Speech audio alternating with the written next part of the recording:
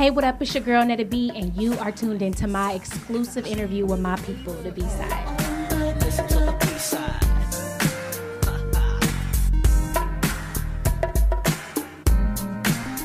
Everybody just lay on night. Listen to the B-Side. Hey, what's up, and welcome to the B-Side. I'm Cobbs. I'm Alexis Rose. I'm Lex. And I'm Imani, and this is the B-Side. Hey. So here we got with us Netta Brielle. If you don't know her, she's a Bay Area local native. She's a singer, songwriter, and she's thebomb.com. So how you feeling today? I am happy to be here. I was just saying I've never been in this venue, so it's just dope to be here, and I've been seeing a lot of things on you guys. Recently interviewed one of my girls, Jane. Oh, Shout out to Jane. So, I had to come see what all the fuss was about. Well, we glad you Happy to have you definitely here. came. Thank you. So I'm just going to explain to you what the B-side is. So when you think of the A-side is more of like the mainstream songs that, the record label wants you to put out. It's more of like the singles, the stuff that you hear on the radio most times. But the B-side is more of the stuff that the artists really connect with, the stuff that the fans really want to hear. Like, for example, off of your album, 3 Times Crazy, that would be like the A side. But what's the song on your album that you really connect with? Like the B-side? Yeah. The B-side would be probably like Hallelujah. Yeah. Because I don't know if I would hear it on the radio, but I know it speaks so much truth into my life and Right. people that I know. So when I see people out, that's one of the first songs that they connect to. Right. And actually, I stole it from T.I. because I did it for T.I. It was my first placement as a signed artist on his song. Mm-hmm. So I asked, could I use it for myself and put my own little twist to it. So that's how I got it. I would call it the B-side. Well, that's what's up. So, that's the side that we want to hear more about. That's the side your fans want to hear about. So That's the side I actually would prefer. You know how, like, you have a song that you love and it's on the album, and then you find out it's like an artist's second single, and then you're like, dang, now I got to share this song with the Right. world. But this is my go-to, so I'm a B-side kind of girl. that's what's up. So speaking of the B-Side, let's get into this B-list. And basically what the B-list is whatever we're feeling right now at the moment. Okay, so what's on my B-side or B-list today is Barbershop 3. Yesterday I went to the premiere of it, and I was like, honestly, I'm not going to lie, I was not expecting it to be that good.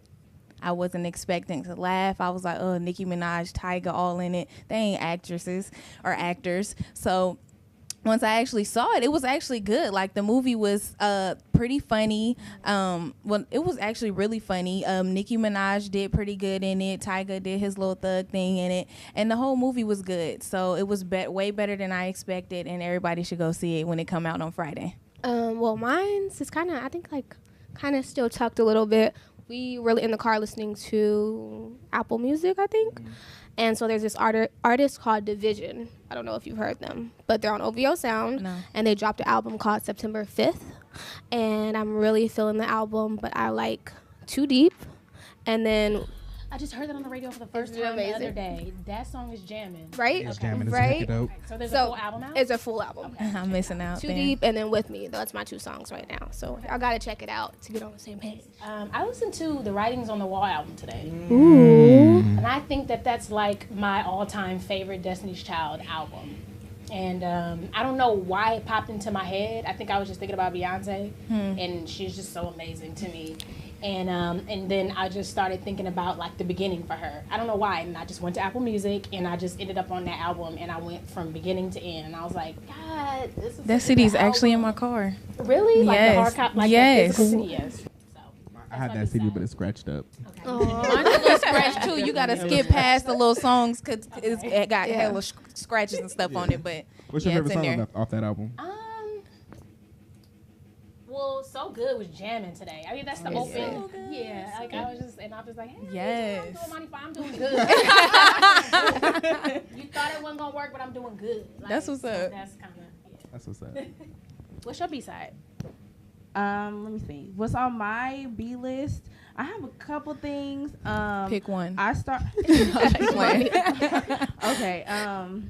I would have to say. So last night I be on Periscope like all the time, and I was on Periscope, and people were shooting Kirk Franklin's 20 years in one night.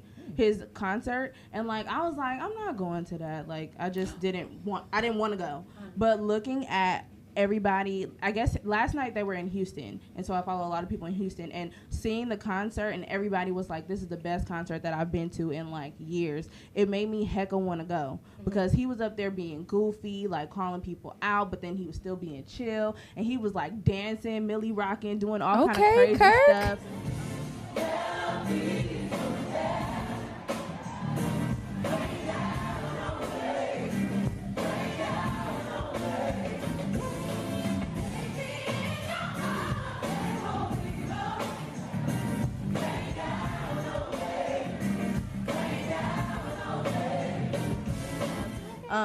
That little man came out. Yeah, right. I was like, what is he doing? But I mean, I saw a video of him millie rocking before, but I was like, I didn't expect him He to could do kind it. of dance though. A little bit. He kind of had it. Like the crowd was really like the crowd response was great.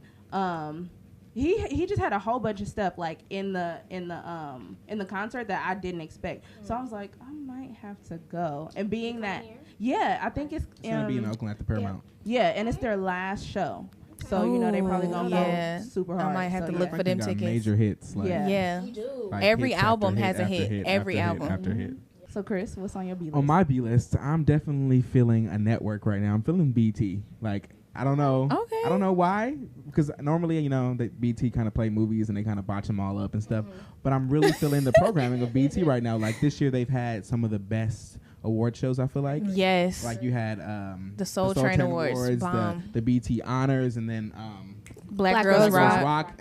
Like, they've been honoring and tributing some of the best people in like R&B Gladys. right now. So, and giving them platforms that I don't feel like, you know, normal award shows would give them. So I'm really feeling BET. And then they have the Chasing Destiny, Kelly Rowland's new show. I watched some of that. And it's very entertaining. I was kind of hesitant at first, but it's very entertaining. I'm really feeling it. Okay, so I know we talked a little bit about it, but we're going to get into the clip of the day now.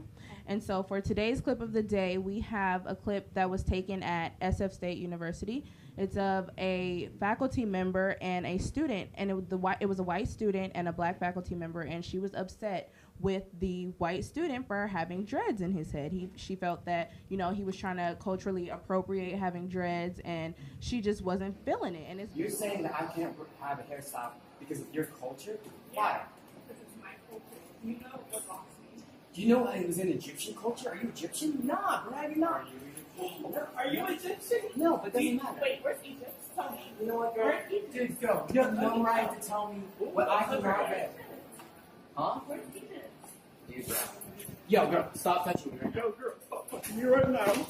Come back. Get off of me. Come back. Come back. Like, you're gonna make some shit because of what the hair I have? That's no reason, yo. I don't need your disrespect. I don't need your disrespect. Why are you filming this? Just for everyone's safety. all over the news. They're considering it like an assault. So I want to know, what are you guys' opinion on that video? Let's get Netta's opinion first. Oh, Okay. me first. Talking mic. Talking to Mike too. Just Okay, I keep forgetting. I should know, huh? I thought it was a bit interesting. I have to say I kind of seen both sides. Like, I guess the dude was more so like, this is what I want to do. And I don't really remember what they were actually saying because I just actually seen the footage. But if he liked it and this is what he wants to do, like, why is it affecting you? But then on the other end, like, for example, boxer braids, like, listen, I've had braids my entire life. Brandy is like one of my everything. Hey, so hey, we had braids when we were yeah, younger. yeah. You guys probably know that I rock braids a lot. Right. You know, Right. Eve had the Eve braids in the 90s. So to see this whole like boxer braid thing and like it's a new creation and I'm seeing it on different cultures and stuff, it's just kind of weird to me a little bit. I feel you. So I can see both sides, if that makes sense. I'm trying to kind of tie it all together, but that's kind of how I'm. Maybe you can help me. There you go. Help me bring it home. She's been waiting to talk about it. Okay, So you know, because I just honestly, I don't agree with the way the faculty member who was a black woman, I don't agree with the way she went about this because it escalated to them touching each other physically. But at the same time, I just really have a problem with, you know, black women or black people, you know, we get talked about, you know, have dreads on a job interview, we don't get hired, or our braids, you know, certain styles that we wear, we get talked about it or it's not cute. But soon as somebody else do it, like, Justin Bieber or this white boy do it, it's trendy. It's it's hipster. It's a fashion statement, and that's where I really have a problem with that. Like for them to try to embrace something that our culture started, and they don't know nothing about it. I really have a problem with that, and I don't agree. And yeah, you could say, oh, where we're wearing weaves and all this other stuff, but at the end of the day, the way black people were like their culture was taken from them. So the European culture to a lot of black people was beat into their head as what was beautiful. You know what I mean? So at the end of the day, now, a lot of black women are starting to embrace their culture more, wear their hair natural. And it's like all about versatility. If we want to wear a weave in our head, we will. Mm-hmm. We could curl it, we could straighten it, whatever. It is what it is. But I still just have a problem with other cultures taking what we started and using it as their own, as if, they're making some type of fashion statement. Well Okay, said. Professor Imani. I have to just agree, just even on another level. I'm sorry. Even with music, it reminds me of with music. I seen an interview that K Michelle had did recently, and she was talking about, which I really love her new album. Yes, Royce yes. Vogue. Yes, it's really dope. And she was talking about how like there's certain songs that she may do that may not get that same effect if like a white person does it, or it's in the same pocket, but she may go directly to Urban AC, whereas a white person may take it to pop, and then now it's a top 40 record. Yeah. And so it kind of well, I can relate to it in a lot of ways, and it just reminds me of that, like what you were saying, like how if one culture does something versus another culture doing it, and it means two different things. Right. You know what I mean? So I can kind of connect it and relate. So I had to get that out. Right. I kind of want to play devil's advocate Here we go. a little bit, but this is not. I mean, don't beat me up. Don't beat me up.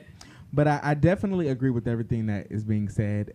But at the same time, is it is a white person having dreads equivalent to, some of us, wearing weaves and wearing virgin Brazilian hair and like, having blonde Brazilian hair. It's a lot of black people in Brazil, so I'm gonna just go with that. And then at the same time, I'm just devil's advocate. At the same time, wearing a weave is actually a protective style for black women, for us to protect our hair. That hair under there is braided, so it's natural. Now the leave out, I mean, it's not natural, but actually depending on, because if you have clip-ins or something, it's still natural. Like it's not like we chose. It's not like we're saying like we have weaves in our hair because I like Brazilian hair. But at the same time, I do feel like I feel like nowadays us as African Americans, we're embracing the natural hairstyles, and I really like girls are going natural and everything. But like at the same time, a lot of people didn't like their natural hair. You know what I mean? That's so they would wear weaves. But like I said, that's because in our culture, it was beat into our head that the European culture was beautiful. History. You know what I'm saying? Like from slavery time, it was cuter to be more light skinned. It wasn't cute to be dark. It wasn't cute to walk around with your hair nappy and afros and all that other stuff. So now we're getting into a time where people are starting to embrace that. You know what I'm saying? It's a difference. Like white people have always felt comfortable the way they were. For the most part, Because they've been the measure of beauty. right? Exactly. In media, so. Don't beat me up. That was just me playing devil's advocate. No, it's great. And I mean, I can relate to what you're saying too. Cause see, on my end, I mean, his dreads, I guess they didn't really bother me, but there's other things that, man. I'm so sorry. It's okay. I'm like, it didn't really bother me. No, but no. So I see what you're saying about playing, because you can look at things, either way. Right. You know what I mean? So I definitely get what you're saying. I agree with everything that everybody was saying. I mean, it goes back to even like Zendaya when the lady on E! News said that her dreads probably smell like weed and like some other type of oil. I was like, so would you say that? Like why would you say that? Like, are you? And she said that she was wearing dreads to make colored people feel okay with wearing their natural hair. So the fact that she even had to make that statement and use her platform to say something like that says a lot in itself. That's true. Yeah. But let's get into who is Miss Netta Brielle. How did you start? I don't know. It just like happened. I don't have a real moment where I decided like that I wanted to do music. It was more so like I was born and like I was dancing at like 2 and 3. Like it was just something about music that moved me. And that's just kind of been what it is like from then on. I was singing in church. I was, writing poetry, doing plays at the Black Rep in Berkeley. So I started off really young, and my mom kind of seen it in me as something that I wanted to do. And we didn't have a lot of money growing up, so she was always like trying to find little like scholarships and ways to get me and stuff. Wasn't always the easiest, but she always figured something out somehow, and I feel like that ended up being like my outlet, because kind of like where we grew up and how we grew up, it was a little difficult, you know what I mean? So I think music was always a thing that kept me like out of trouble. And then it just became like my dream, and now it's like my life, I think I was so passionate about it, and she's seen that sparkle in my eyes, like how I lit up when it came to music. I loved like In Vogue, Tony, MC Hammer, like, you know what I mean? She's seen that. And then I think like one of my dance instructors one day was just like, you should think she has something special. Like, you should just try to see what you can get her in. So I would be doing stuff like calling Camielle and like doing like little, they used to have Talented Tuesdays. And so I would call in, and I used to rap before I started singing. That's random, I know. And so I used to be calling, spitting raps or whatever, and I'd win tickets to like freestyling concerts. I cannot freestyle now. So, but yeah, back then I used to, that was back when like, the Brat was dope, and Brandy was around with the baggy jeans, and like hip hop was such a force. So like I embraced that. So I liked like Mary J. Blige and just like B Girls or whatever. So yeah, it just started off early, and she's seen that, and she just tried to like get me in whatever she could. But my dad died when I was 11. Like we had a lot of little stuff happening like when I was younger, but for some reason I think she just seen that in me, and she was like, I gotta figure something out for this girl. And, like the rest is history. Like she didn't do everything that she could, but she did as much as she could. And I think that's what has me so strong and still doing it and not giving up or whatever. Wow, that's amazing. So we're all aspiring, whether it be singers or, trying to be working with labels and songwriters. So we kind of want to know what it takes to make it, because you've done a lot in such a short little time. Like you were signed to Atlantic Records, and we kind of just want to know, how do you get there? How do you get there? There is no formula. There is no special way.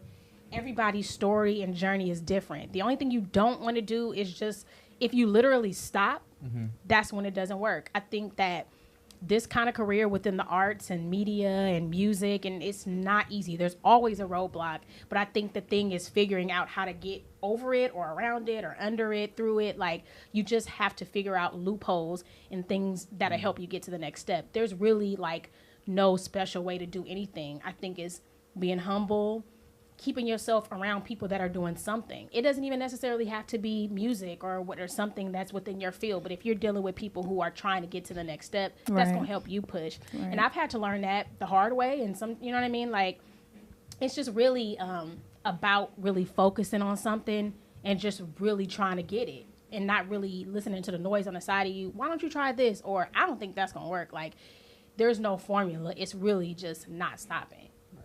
So for you, how did that venture come about? Like, can you kind of walk us through, you starting being independent and then getting signed, and then like, how did that all come about? It's actually like been crazy. Like it's a long ass story. Can we cuss? I'm sorry. Yeah, go ahead. Yeah. Be you. Be free. But really, like, some people don't know me yet. Some people have known me since I've started, and a lot of people still meet me and be like, okay, where can I find your music? So I'm still having to get to that next step. Right. But really, I've been like professionally doing it really forever. But once I really sunk my feet into it was when I graduated from college, which was 2008. So I've really been doing it since then. And Shakir Stewart, who has passed away now, but he's from Oakland. He's an Oakland native. He was at Def Jam, and actually L.A. Reid, who is like one of my favorites, put him on as like the president of Def Jam, like kind of taught him and took him under his wing.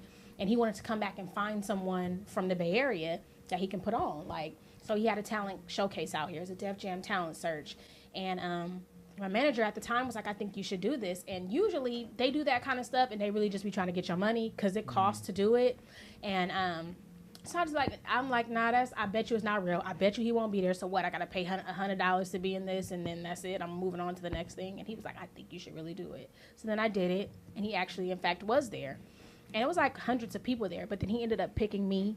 And so at that moment, I was supposed to be now getting ready to sign to Def Jam. So now it's like, oh, I got a record deal. We about to get it popping. Like, Mom, I'm about to buy you a house. Like, everything. I hadn't even started nothing yet. You just couldn't tell me that it wasn't finna blow up. And then, unfortunately, I went down to L.A., met with him, and he was just like, you got a lot. At the time, I had music, but I still was finding myself.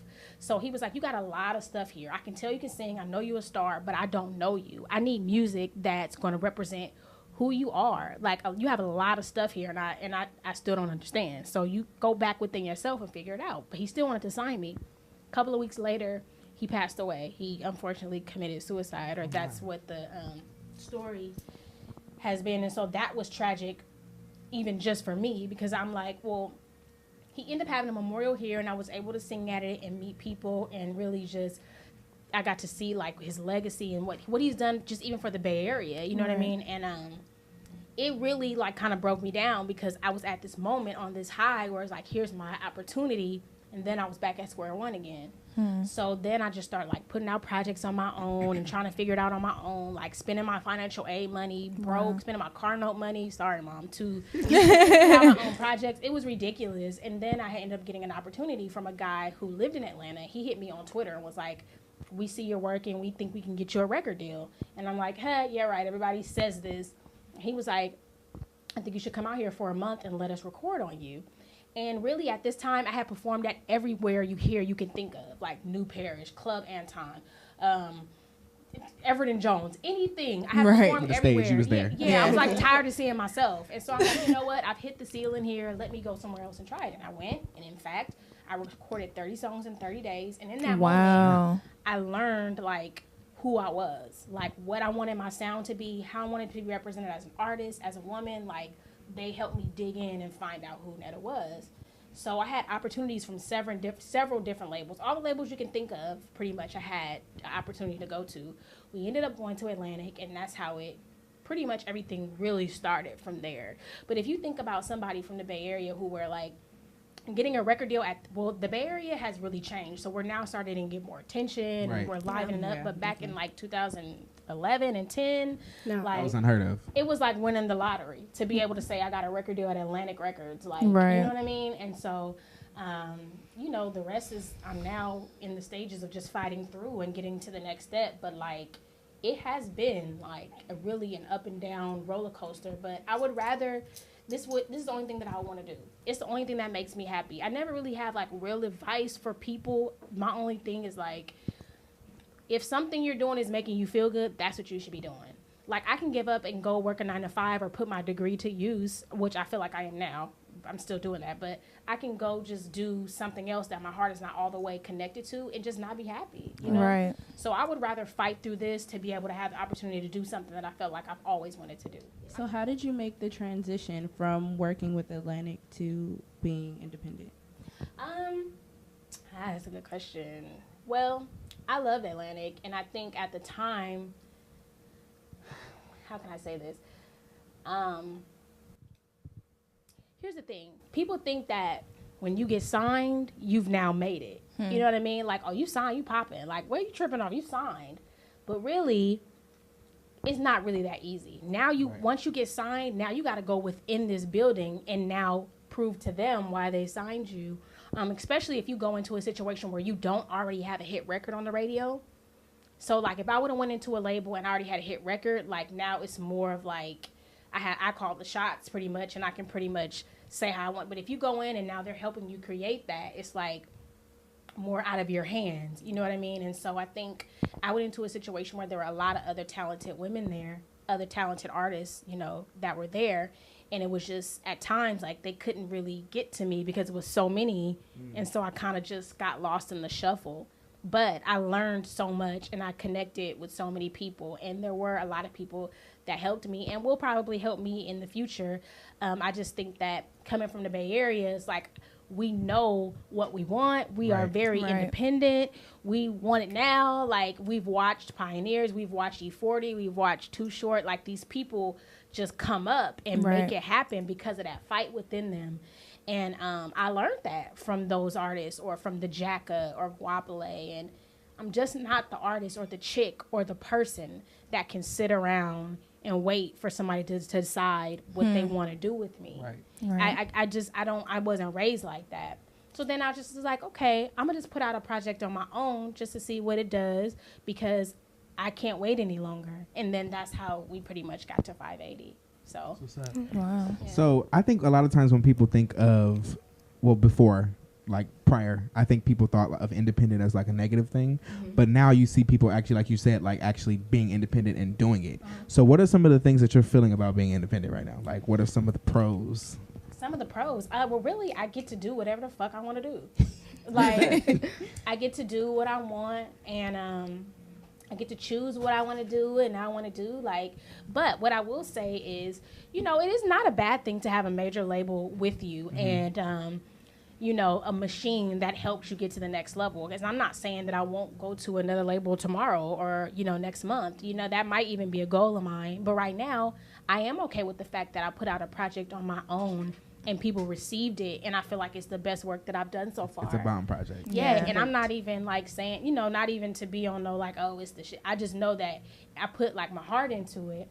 And there are people who still help me at the label that helped me with that, and also with Empire Distribution in San Francisco. Yeah. They helped me with that as well. Dope Only within Oakland, they helped me with it as well. So I had a lot of people stepping up and helping me. So it wasn't like, it really showed me my own strength. Like, who would have thought that I was going to put out a project on my own? And I was like mad at the time. I was like, take these braids out. I'm wearing my natural hair on the cover. I'm tired of this shit. Like, I was on some real, like, it's whatever. And I just went with my heart. And, you know, I'm really proud of it. And I feel like, you know, I can even go up a step from here now. So now I'm going to the studio next week to start the new project.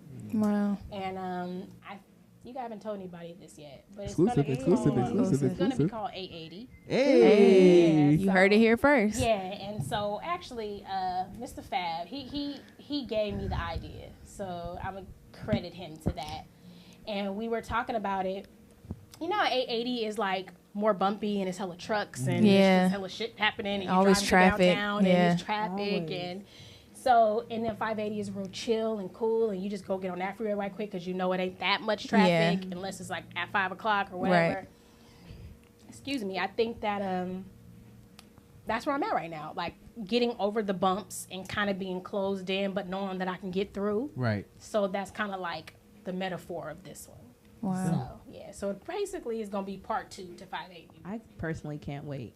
Like, I was listening. Yeah, no, I'm 100% serious. Like, I was listening to the album, and it's really one of them albums where, like, I get really animated when I'm listening to music. So it's one of it's really one of the ones, like, multiple times I was like, you better sing. Like, Yeah, on no, my you should have seen Snapchat her right snap. now, it literally says, sing Netta. Like all Sing on my Netta. And it's like one of them ones where you just like gotta shake your head, like, how you even do that? Like, Yeah. how you even sound like that? Literally, those are like my responses after listening to it. Like, certain parts on song. Like, I've listened to the album probably, I don't know how many times. Honestly, I can't even name it. Yes. You know what? Yes. When I went to Atlanta was when I really learned how to truly record and how to truly use my voice. So Yancey Richardson was the one who pulled me out to Atlanta. He's from Oakland too, but he had his production company there. And that is like, he was the one who was like, don't be afraid of that raspy tone or whatever. And Love like the Jasmine Sullivans and the Brandys, and you know, like they make me feel like, okay, speaking it, yes. I can do. I guess it's okay, because I didn't really know, because I can go from a sweet tone to like a heavy strain or a sweet strain, so I didn't really know how to use it at times. Right. So I do credit going to Atlanta for like when I, you know, truly learned how to use my voice. And so I think people never really heard me sing in that space until I did, unless they've come to like a live show or something. But other than that, like, vocally, like that CD kind of like displays something that some people probably didn't know. Like I didn't know you could, you know what I mean? So it's kind of dope to hear that because I was kind of unsure how it would be received, you know? So It's great. Yeah, And I it's know. Yeah, I mean, we had a minute. We did have a minute. We're Where going we to were- talk yeah. about that a Yeah, little bit later. we'll But hold it. there's so many songs on there that like. Or even like the talk breaks. Like I get juiced when I hear 3 Times Crazy come on, and I go back and I'm like, nah, but I'm from, like, you know what I mean? From here.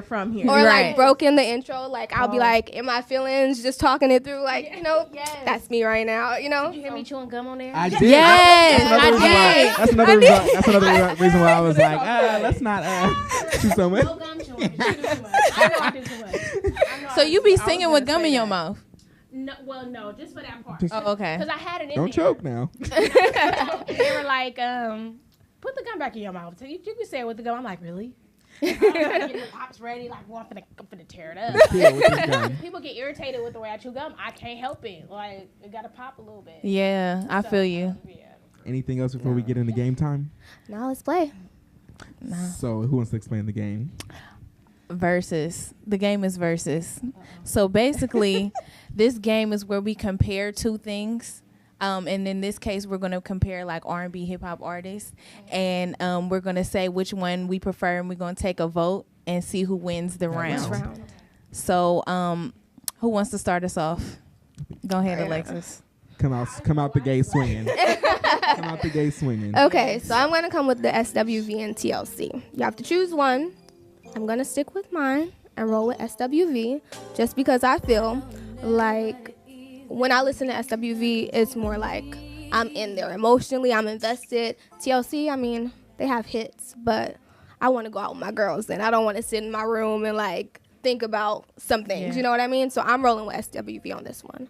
What about you? That's the point. Did you guys know that I did rain with That's what I'm. Yes. Coco? Yeah. Okay, I just sorry. That's my little fan of the moment. 'Cause I'm a big Oh, so you can't be biased. no. No shit. You can't. You do can, that. you can, you I'm can. gonna tell the truth. I would go with TLC because in my mind I was on LaFace Records like in the 90s. Yes. So I can't go against them, and I feel like they were the first to kind of like speak from that. They were singing about like, what about your friends? Like they would, so I creep. Like that's like Yeah. something that a guy would normally say, but a chick is saying it and make it sound so cool. Like the style, and I feel like Pebbles had a lot to do with that. And I'm a big Pebbles fan. Like she's from Oakland. Like I feel like she represents what like our kind of girl is, and I think she gave some of that flavor to TLC. Yes, I said it. So I picked TLC. I'm gonna go with SWV just simply because Coco's vocals alone. Like I'm a big fan of TLC. They have hits after hits after hits. But just as far as like sometimes you just want to hear somebody sing, and Coco has bars. Amazing. So I'm gonna go with SWV. That's just my vote. And I'm gonna go with SWV as well. I'm just on this island by myself. I mean, I don't know. I said SWV. okay, okay, well, though. let me tell you why. Like you said, TLC, they got hits after hits after hits, and I love their music. You know, we can jam to it all day, but I just feel like SWV, they're more singers. Like they're more vocalists, you know, and they sing with more conviction, and I just really be feeling their music. It's like one of them songs, like they have songs where you can be in your room in the dark crying. And that's why I like SWV, so I'm gonna just have to rock with them. Well, either way, SWV won. But go ahead and just take it home. Okay, well, it's I mean, it's pointless for me to say, but I do have to say WB as well. Just because, I mean, y'all named every single reason. Like, I mean, hey, you just gonna be sitting up in the room with me and Imani crying while we listen to them. I'm pretty sure I've done that. I literally was just sitting here trying to think Real if tears. Yeah, no, real tears. I'm pretty sure I have been sitting in my room crying. Uh-oh. Thanks for letting us know your I've secrets. been there too. I think we all have been there if we keep it real. I mean, yeah. Or at least on the Maybe verge. not Chris. Yeah, no, Chris he's don't probably like, cry. Oh no, he does cry. He do cry.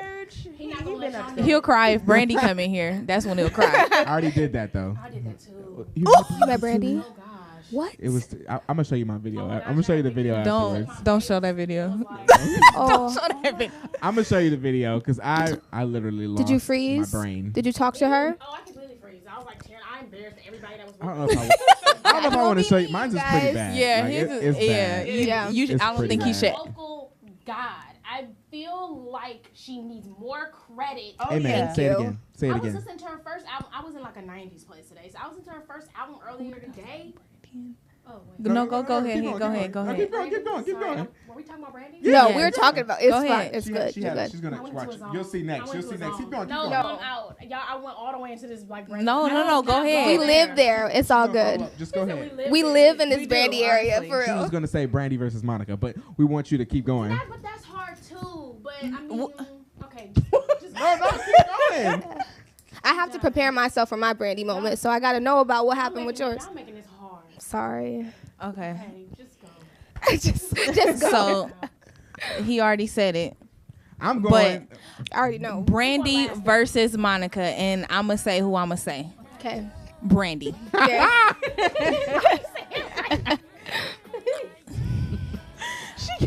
Monica, no shade to her because I love her and I think she's beautiful. She still looked the same since she was 19 years old. She got cute kids and stuff. I just feel like she has hit or miss performances. You know what I'm saying? Some days she sounds better than others. And I feel like I miss the old Monica a little bit. I didn't really listen to her newest album, but I miss her earlier music. But Brandy is very, in terms of performances and vocal ability, she's very consistent in the way she always delivers. And I feel like she's so underrated for all y'all Brandy haters out there. There's a lot. A lot. I don't think y'all just don't get it because y'all not musical. And I think that's the problem. That is what it is. You know, like y'all just don't understand, you know. And, you know, I guess you could kind of argue that Monica has had a little bit of a more singer success. I don't know. Monica's definitely had more hits. Yeah. I don't know. Or maybe more. She's been more consistent with coming out with albums. She even had more albums. I get. Has she? That's debatable. I don't know. Yeah. I don't know. Seven? Going on her seventh, yeah. Either way, I choose Brandy over Monica. I love Monica, no lie, but I'm gonna go with I'm gonna go with Brandy. I agree with everything you just said. I feel like the public sees Monica as the better singer though, and just overall, like I've had this debate so many times. Oh, Brandy versus Monica. What? It's Monica. It's easy. Like, and I just look at people and be like, why? do I want to argue with you or Not like, even worth it. Not even worth it. But yeah, like I feel like Monica has had like bigger songs in a sense recently, more so like with So Gone. That's not recent, but like I just feel like people get into that space of like Monica So Gone. That's a hit. Like that song Yeah, is and it's timeless. it's Like timeless. I still It slap is. that. It's very timeless. It's still one. And even Monica's The Boy Is Mine album, that was a Yeah. great album. Yeah. So I don't know, but I feel like Brandy's bae. That's just everything. Like she's just as a singer, as an actress, as a performer. Like that BT Black Girls Black Rock Girls Rock. performance. Yes. Like- Like, people to get up out their seats And everybody they was didn't sitting get down, it. Like My nobody mama got didn't it. get it. She hit every note from bottom to top. If you don't get up out them seats, And it was a performance. It was a performance. Like Yeah, she The put on visual a is show. crazy. Like she I'm bringing home. I'm going last. so, yeah, Brandy. All day. Well, I mean, mine's obvious. It's Brandy. I mean, loved her forever and just vocally insane. Like, I can't sing, but she makes me believe, you know, very deeply. She's singing that card. though. So, it's Brandy. See, for me, Brandy, I choose Brandy, definitely. But she don't make me feel like I can sing. She make me feel like I never want to attempt at singing again. Like, how you do that? I quit. Like, it's another one of them ones, like, sing Brandy, like, every single song, every single album. And she's hilarious. Hilarious. And you can go back to her very first album. I do all the time and hear something that you did not, you have never heard before. Ever. She's one of the only people that I can do that with. She's just great. Like literally everything about her is great. And like you said, the arguments that you have with people and they're just like, yeah, Brandy back in the day, The Boy Is Mine, or best friend Brandy, like y'all just Ray so J's sister sleep. Brandy? Wake up. Wake up. It's Brandy. I'm Don't sorry. let me get I on love Ray J. Monica. I really, really love her. But Brandy. Drum roll, please. Bring it home. Bring it home. Bring it home. Bring it home, Netta. So, I get why people used to pick Monica vocally in the beginning. Mm-hmm. Because she sounded like a woman when she first came out. Right. And she would do certain riffs that if you could do those riffs in the 8th grade, you are the dopest singer at the school. Yeah. She was sounding like a 19-year-old woman when That she is came true. out. So people would gravitate to her vocally before they went to Brandy. Brandy's voice was still growing. Like she was in the beginning stages, and then it continued to grow and grow and grow. And then when I'm going through a heartbreak, or if I'm sitting in my room because I got a crush on this boy, or I'm back to going through a heartbreak, her lyrics, Brandy, I feel like they are like, I know exactly what she is talking about. She's speaking for me. Now, I picked Brandy. With that being said, there's certain things that Brandy has done as an artist, as an actress, as a musician, that no other singer can say that they have done or will do. I agree. She's done music. She's done movies with Diana Ross, Whitney Houston. Come on. She's had successful TV shows. Preach. She has Broadway. been Broadway. She's a Barbie doll. She has a Barbie Yes, doll. I had her She's Barbie the doll. first Black Cinderella. Yes. Come on and Preaching list right it. now. I'm just saying. Oh. Don't forget First Cover Girl. I'm just saying. And she is so underrated to me because of those things. Like, I'm not even talking about her vocally. We have not even got there yet. But just Yeah. as a Black woman, Huh. and me looking at her, Talk about and it. seeing that brown skin come out and having Yes. those braids, and maybe not feeling as beautiful. And then when I seen her come out, Come on. there's certain things that Brandy has done as an artist, as an actress, as a musician, that no other singer can say that they have done or will do. I agree. She's done music. She's done movies with Diana Ross, Whitney Houston. Come on. She's had successful TV shows. Preach. She has Broadway. been Broadway. She's a Barbie doll. She has a Barbie Yes, doll. I had her She's Barbie the doll. first Black Cinderella. Yes. Come on and Preaching list right it. now. I'm just saying. Oh. Don't forget First Cover Girl. I'm just saying. And she is so underrated to me because of those things. Like, I'm not even talking about her vocally. We have not even got there yet. But just Yeah. as a Black woman, Huh. and me looking at her, Talk about and it. seeing that brown skin come out and having Yes. those braids, and maybe not feeling as beautiful. And then when I seen her come out, Come on. and baby hairs was hitting my Come on. Yes. right? I was like, you know what? You make me want to do this to have the for real. benediction. Come on. Like, Yeah. you know, Go ahead and close out after so- this. no, I feel like she is every great singer's favorite singer. Jasmine Sullivan, Amen. Fantasia, Amen. Jennifer Hudson. Amen. Like, every great singer understands that her vocal ability is retarded. Yeah. And she don't look to these singers with her. That nigga go look to like the gospels. Yeah. She go look. She studies them. Like, she is flawless. I've seen her live. I've opened for her. I've met her. Huh. And Yes. I'm Aquarius. Hey, yes, she's And Yeah. let me just tell you that she is one of my everythings when we talk about vocal artists and Yeah. just everything that she does. And I feel like just for our culture, she does not get enough credit. And that's why I had to bring it home, because I feel like Brandy is a vocal god. Her personality is just amazing. Right. She's humble, and she's somebody I aspire to be like as a vocalist and a woman. low-key. Yeah. That was. I'm done. That was. Yeah, beautiful. yeah. Sorry. I almost want to end the Do y'all game. wanna no, do I'm one like- more? That was beautiful. Though. We Y'all could got- do one more. Just one more. I feel like this one's gonna hit home for you. So Chris Brown Oh, I know he's going there. Yeah. versus Usher.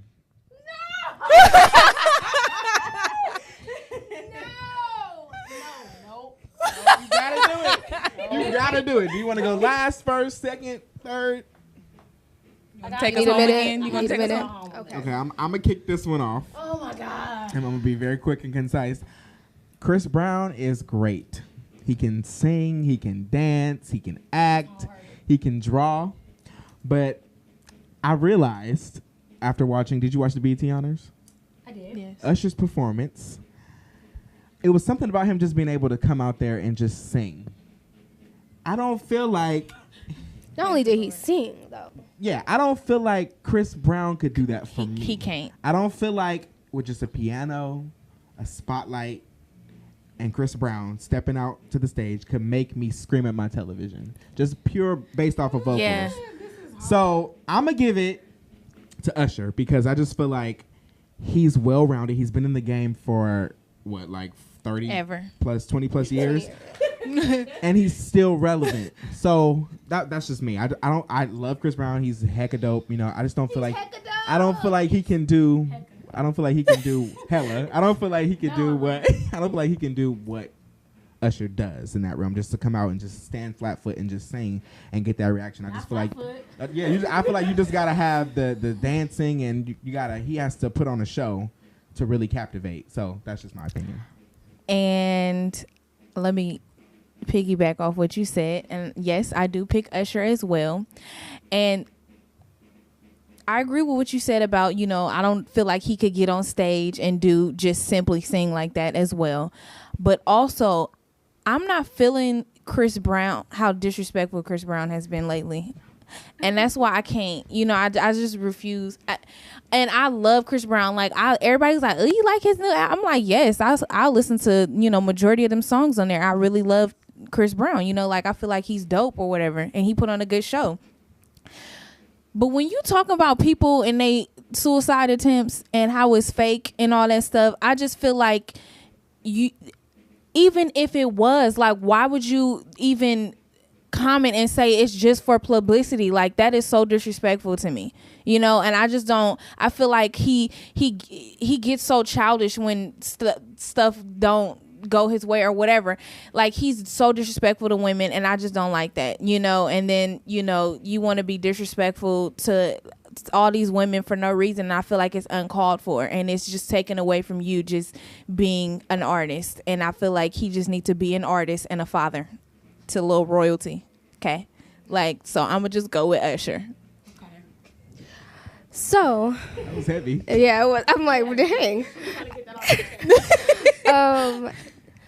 Hands down, Chris Brown is great artist. But I have to roll with Usher just because for Chris Brown to do what he has done and perform and be an amazing artist, actor, all that stuff, somebody had to do it first. And Usher came in and led the way. Sorry, Lex.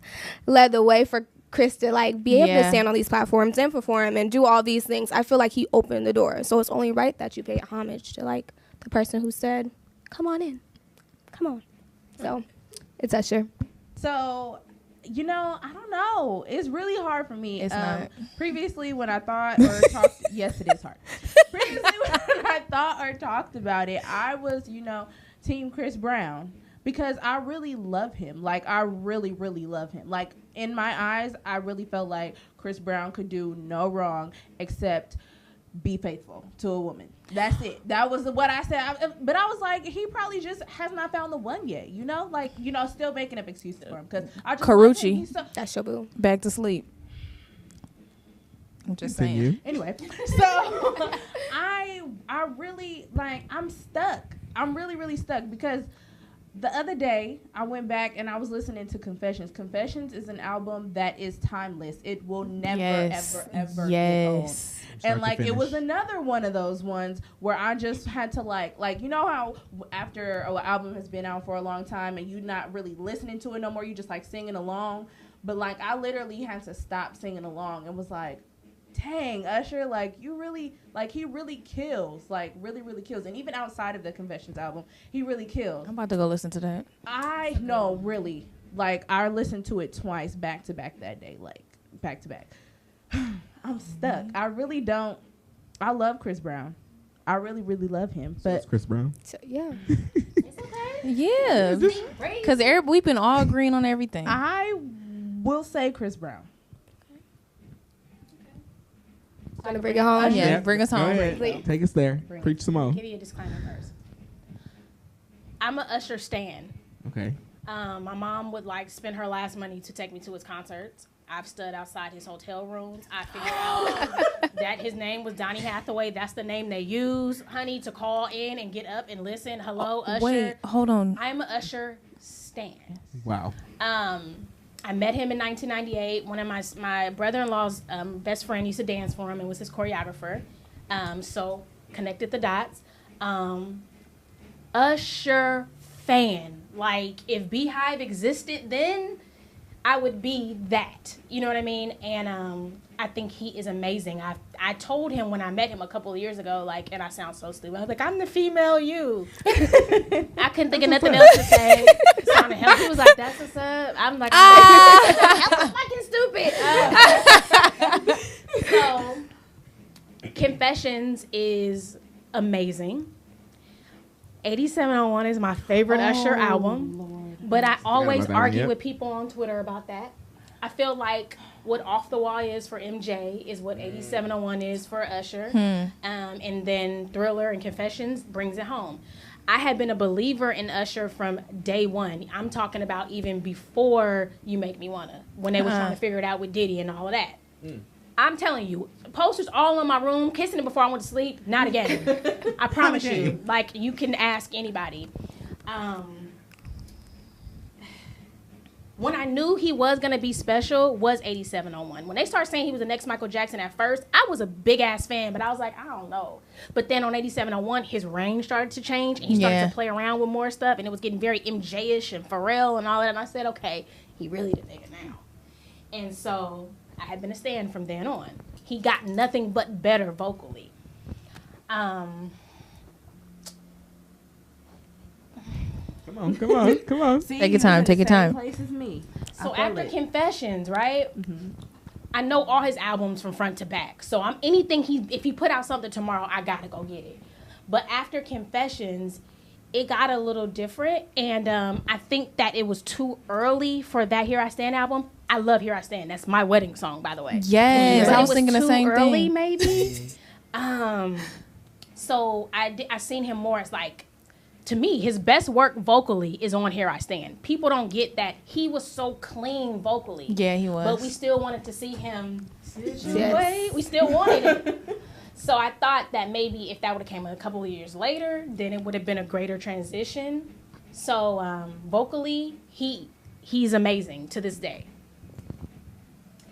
Chris Brown can do no wrong to me. Come on. When I say do no Say it. wrong, I'm Say talking it. about talent. I feel like he gets it. I feel like anything he does, whether the vocal is A1 or maybe a B plus that day, he gonna tell you it's a B plus that day. But that nigga gave you everything. Like, he is Bobby Brown to me.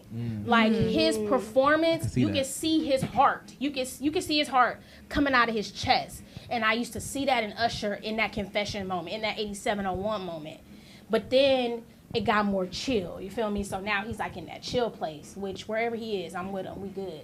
But for Chris, he's still in that place where like, nah, I know y'all don't fuck with me, but y'all gotta fuck with how talented I am. So when he That is starts very saying true. stuff, Yeah. I put on Twitter the other day, I said, I be trying to be mad at Chris Brown, Trying but then so that nigga get on hard. stage and then I be forgetting everything I was mad at. It's like Yes.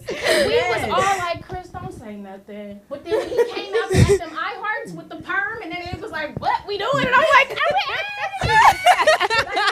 not gonna lie to y'all. He gets it. Yeah. Like, he knows how to blend his album. He gonna give you a little bit of pop. He gonna give you some hood shit. He gonna give you some R&B shit. And he's gonna know how to merge it. Everybody cannot do that. And I feel like he knows what he's good at. So whatever he is good at is what he'll stand in that. And he is artistic. He can draw. He can write. He can, like, so he is like, MJ, I'm sorry, y'all. And I'm an Usher stan. Now let's understand that I am a Usher stan, but it's something about that heart that Chris Brown got that's very Bobby Brownish to me. That is one of a kind. And I'm so dramatic because when I talk about this stuff, this is what I live for. When people talk about sports and all of that, this is how I get when we start talking That's about what we want like, the B side Yeah, to feel like. yeah. you know? yeah, so it's something about Chris Brown's heart that I can't deny. And he's scandalous because he knows that. So he gonna say what he feel, which, listen, he says what he feels. And there's a lot of artists who are afraid to say what they feel because they don't, but he says what he feels. Sometimes we agree, sometimes we don't. When that nigga come out showing that heart, though, you gotta be like, You got to. Yeah. oh, breezy. I'm a Usher stan, though. So I think it's safe to say we can give that a tie. Yeah. Even though you guys guys were are pretty outvoted, strong. but you preached that. Yeah. We So can get that one a you gonna have tie. to Yeah. edit this a little bit. They're gonna be like, Netta in there, was she on something? Netta on coke, she the junkie. I just get very passionate about music and artists. As we I all feel do. you, as we all do. Yes, That's what's up. we That's love what, it. that's the importance of music. Yeah. That's what it's supposed to do. It's supposed to spark these conversations. Right. But we can't end this interview without talking about 580. 580. We cannot. Let's get into it. For me, that project kind of hits home a little bit because I feel like me and you might be the same because I just feel like I don't need a relationship. And I'll focus on my work and like I'm trying to get to my dreams and stuff. But I kind of feel like listening to your album, it made me kind of want to be in a relationship a little bit. So I don't know if you was like crushing on somebody when you was writing it or whatever. But wait a minute. But I don't know. I feel like that's where your album was coming from, a place where like maybe you wanted to be. I don't know. Just maybe I do want to be loved. I don't know. But yeah, I think that you nailed it. I think that I am often in a place where like it's focused, follow your dreams, you know, your goals is everything. Don't let nobody steer you away. But sometimes after them shows, when you get home or after you've been at school all day and you get home and it's just you in your house, and it would be dope to have that special someone to tell how your day was or how it wasn't great. Or so sometimes I think I am in that place right now where I know I gotta focus because I'm trying to get somewhere. But it wouldn't be so bad to like toy with the idea of a relationship. Right. And I think that is where that project. That's kind of just where it took me, and it brings me to like that great R&B, like yeah, we were early talking about that. 2000s. Yes. It's nothing like what's out now. Yeah. And that's kind of what I feel R&B is missing at the time. Like it's not, you know, it's that trap soul type of thing, which is dope. You know, Bryson Tilller's dope, but I don't feel like that part of R&B is being represented. Right. So, thank you for 580. That's just Why my that personal. means a lot, and I'm not no bullshit. Is because I knew that I was going against the grain with that. And if you think about it, like 3 Times Crazy with respect to All I Really Want, nothing else on there is like any of those songs. And I think I did have to do those kind of songs to kind of get people to listen. And then once you get that, then you can bring your sound, your true sound through. And I think I learned that by listening to the Ushers and the Brandys. And, you know, like y'all said, like you have those singles and then you go and you put that album in and now you hear the heart of everything. Right. And so we are in this moment where R&B is shifting and it's changing and it is dope. But I don't ever want to lose sight of what inspired me. Right. And that was like the 2000s, the 90s, the late 80s R&B. Like that's my shit. Like I can still turn on 102.9 and jam out. Oh, yes. And I'm like, I am so old now, but this shit is But, you know, those records that you can listen to, you know, 10 years from now and from now and from now, you know what I mean? So I still want to be able to capture that. So I think that's what I was looking for, you know, when I did it. What's up? So we kind of chose some of our favorites, although, like, they're all good. Yeah, they're all I think good. we all would agree that they're all, like, our favorites. 2 stuck out to me. Hallelujah first, because of course it was the first one on the album, and also Broken. Now, Hallelujah, when I heard it, I was like, oh my goodness, like an R&B album opened up with Hallelujah. So I was first like that caught me, and then I was like, when I was listening, I was like, I heard this before, and I didn't at first put it together. I was like, wait. She worked with T.I. So this was on T.I.'s Trouble Man. And so my question for that is, how was it working with T.I.? And then also, like, what made you want to put Hallelujah on 580? Well, I think that I needed one song that was going to somehow represent who I was and why I'm here and why I'm doing it.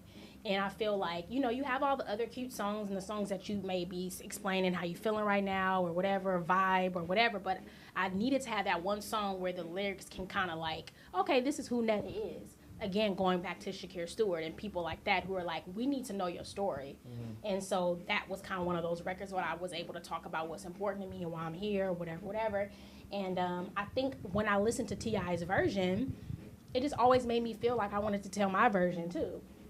T.I.'s hella cool. Like, it was not a problem for me to go and do my own version. And that was actually, like, my first placement ever. Like, he gave me an opportunity, you know, like, one of the singers we were talking about today was the person who was supposed to originally do it. And I know they would have killed it. But he was just like, well, I want to give a new person an opportunity. And I just respected him for that, because what legend like that will be like, let's try the girl that nobody knows. You know what I mean? Right. And so I knew I had to kill it because I needed to impress him. I needed to prove it to myself. And I needed to show everybody, like, no, I'm here. I'm doing this for real. So he didn't open his project with Hallelujah. He didn't. I don't think he wanted to, and so he ended with it. And I just was like, I'm coming out swinging. Yeah. I'm gonna just come out swinging. So that's why we picked it first. And it worked. I love dope. it. The second one, Broken. So this is what we were talking about earlier. Like, we had a moment when we realized, like, It just hecka hit us. It spoke to our spirits. we were texting like broken. Broken. I don't know how it happened, but it really spoke to my spirit. Like, really, we're texting like that. And for me, like, that's definitely a place that I've been in. Like, it was as if you were talking for me, literally. And I love records like that. Like, I have definitely been in the exact same spot. But the way that it was composed, it didn't make me want to feel sad. Like, the way that the song was, it wasn't one of them ones where, you know, you just want to sit in the dark and cry. It was like talking about the same things, but the way that you did it was just so, like, it made me happy. I was like, she really singing, but this song was when my heart was broken. Like, I love it. So I want to know, how was it when you were writing that song? What made you do it that way? Does it come from, like, a personal place? Like, the personal place I can identify with it? How did that go down? First of all, I appreciate y'all for listening to it. And Of really, course. Sometimes you do interviews and they're just like, okay, when did you start singing? And what's next? And what's it? But they ain't really listen to your music. They might To know the B singles. side. Yeah. I love it. I promise you. I had did this in Atlanta, actually. And one of my friends, she's one of my best friends, actually. She's a writer. And so she came with the concept. And we all started building it, and I was just like, yo, this is my story. And she thought of it because of something that one of her friends was going through. But it just, like, stuck with me. And at the time, I was going through a breakup. And it was crazy how it happened because I was going through a breakup, and that was really kind of devastating to me at the time. And then I got the opportunity to go to Atlanta, and it kind of all worked. Like, maybe that was supposed to happen. And so once that song came about, like, I was like, I'm this girl.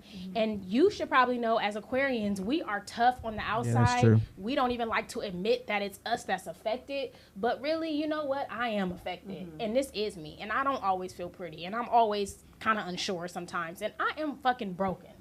You know what I mean? So it was one of those records where I just kind of let my soul out on it. And my girl's a dope writer, and she just kind of, like, helped me bridge it together again. Like, when we're listening to artists like Brandy, like, they're saying those words where I'm like, damn, I can relate. So it just kind of took me to that moment. So that's kind of where it came from. It was great. I love it. And then also produced by my boy Beat Rock, who's from Oakland, too. What's up?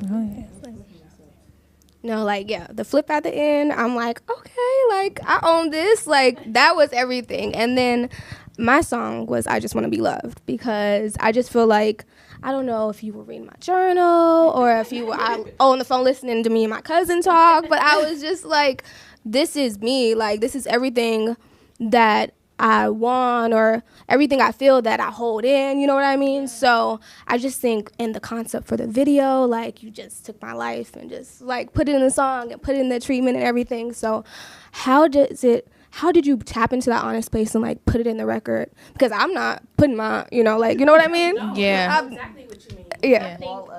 I am very no, I'm the same way. I don't even like to show my feelings. I get very uncomfortable. And this project in itself was the first time that I was so open about who I am. Everybody's always like, you're so mystique. Who you talk to? Like, you don't ever want to say what you, like, I'm just so, is it an Aquarian thing? Is it a girl thing? Is it I don't know. I think I'm garden pretty thing? open. I don't know. We're Scorpios. Aquarius. And we like, well, sorry. We'll talk. But, yeah, like, really, this is the first time that I was open about it, and I never really truly wanted to admit to myself or to anybody else, like, you know what, I do be feeling like I'm not enough sometimes. I just want to be loved. I want to be fucking loved by my label. Why am I jumping through all these loopholes? Like, why don't y'all just fuck with me? I just want to be loved by y'all. I just want to be loved by my city, because I feel like I put in all this work and I want to represent for us. I want to be loved by a good guy, because I feel like that's what I deserve, and I want to be able to be in that type of thing. I just want to be loved in every way you can think about it. And I think at the end of the day, that's one thing that we all share, a similarity, and we all want to be accepted by something in some kind of way. And so, yeah, that one just literally came directly from my heart. And at the time, I was, like, crushing on somebody, And it just kind of like unlocked this thing for me, and I was able to kind of just write out my feelings. Well, you're definitely loved here. Yes. Yes. Thank you. Yes. All of us, Definitely. seriously. Thank you. So the song I chose was Memories, and that song, it kind of reminded me of like a Amory, like early 2000s, like real R&B song. Like I really like the feel of that song. But my question, it would be, if you could like relive any memory, whether it be you know, from a relationship, whether it be in your career or whether it just be anything in life, what would you relive? Okay, this is not a flex. This is really like I'm not trying to, you know, flex or name drop or whatever. Right. But I had met Pharrell. That sounds like a name drop. I had met Pharrell. I would be telling people too. Yeah, don't me worry. too. I would. And he was like, "Yo, I love your features." And he was like your lips and like your eyes, like you're just so black and beautiful. Like, That's dope. Yes. I would have been And- feeling myself. but you know what? It's crazy because growing up, I was teased a lot about my lips being big, or you know what I mean. Like I was really teased for certain features about myself that are now, go figure, being praised. You know what I mean? Which is very interesting within itself. But it was just a moment for me where it was like, I've been listening to this nigga since I was a kid. I think he's amazing. He's legend. And he's telling me that you should be okay with yourself because that's cool. And that always will stick with me. And obviously there's other moments in my life, you know, family and friends and music related or whatever. But that's just something I'll never forget because I know that's something that I was very insecure about for a long time. Wow. That's dope. I would definitely flex about that. I'd tell the whole world 1,000 times. Like, it don't My matter. name is Netta. I met Pharrell. Right. He said my lips is beautiful. Right. Pharrell said my lips is cute. Like, I would, yeah. For sure. I really enjoyed your album. One thing that I really wish was longer though was the 580 song, because I have a problem with interludes because I get so into them, Yeah. and then I'm like, Don't where's make you the think about the 90s. yeah. Yes. But it's like, I love this song. Where's the rest of it? Like, Yeah. I don't know. I got Let's into it talk and I'm about it a like, little bit. I love that song. Yeah, it is a dope The one. chorus is just like everything. Man. Right. Really? Yes. Like the like cadence. Dun, Yeah. dun, dun, on 580. Yes. Yeah. Yeah. That's like one of my Yeah. favorite songs Oh, on the yeah. album. You know what? I wrote that about like a person, and I really wanted to see him. Like he was here from out of town, like he was in town or whatever, and I was like I'm coming to see you. I'm nigga, I'm on my way. Oh, you in San Andrew? Okay. I'm on 580, my nigga. Like, I'm about to pull up. And I know you popular, and I know you got chicks, and I know, you know, I'm probably not the one you're interested in at the moment, but I know I stand out. So I'm just come see you so you can see my face and so you can know, like, this is where I was at the time. I'm not saying that I'm there now, Right. but at the time, that's what inspired it. Like, just a person. And you know how, like, if you feeling somebody, like, I'm very bold if I feel like, and so I'm like, yo, I'm on my way. And I know you finna go meet up with some ratchets or your little basics or whatever. Your little basic. I'm stop by and throw a peace sign and I'm leaving. I just want you to see See me. me. And so that was kind of like what inspired it. And then also just a 580 flip and being from here. And Right. not even just that. That's what inspired the initial writing for it. But really, last year was a really difficult year for me in itself. My god sister was murdered in West Oakland. Oh, my. She was like covering her kids so they wouldn't get shot, and she ended up getting shot. Yeah. So that's kind of My Angels is about her. Is about my actual real blood sister who passed in 2007. She was murdered too. The Jacka, who he kind of was one of the first artists here to embrace me. So a lot of different things happened last year that kind of had me on this emotional roller coaster. And sometimes I would just get on the freeway and just cry and drive. And so it's all kind of connected. And that's all like 580 is about, all these different things. About me finding a guy that I finally actually liked, because I'm funny style and I'm picky. Yeah, I'm the same way. Right? Same way. I don't care what all this new age shit is and side chicks and no, it's me or it ain't. And so, you know, it just inspired a lot of different things that I was experiencing, but that a lot of different things that I've noticed that other people were experiencing too. So yeah. That's a I dope couldn't- concept. I mean, I tried to finish it and it was just weird. I don't know, but I love that song. it's man. one of my Me too. favorites. It's just so dope to hear you guys talk about something that I was so nervous to put out. Really. You know, because I felt like I was really going against the grain. Like you said, sonically, we're in a space right now with R&B, which is dope, but that's kind of like not me though. Right. You know, so We really want you to push Yeah. this album though. So like, Yeah, stick don't. with I know it. you said you're moving on to the next one, you but guys are like the second people to say shoot this some to me. visuals and like Yeah. you know like Yeah. don't give up on 580. Yeah. Don't. Okay. That real R&B is I've heard- needed. Yeah. It's needed. And we're gonna be helping you push it too. Seriously. Because I'm not gonna stop talking. About it. Ain't gonna stop. I love it. It was good. Yeah. Well, let the people know where they can follow you at and catch up with you. Everything Netta Brielle. Yes, everything Netta Brielle. Sing is it, my yes. boy, my Aquarian. All things Netta Brielle. That's Twitter, Instagram, Netta Brielle, Netta Brielle. It's the same for each social media handle. Yeah, you can find my music on Spotify, Pandora, Tidal, all the stuff, all the places to find music. You can check it out there.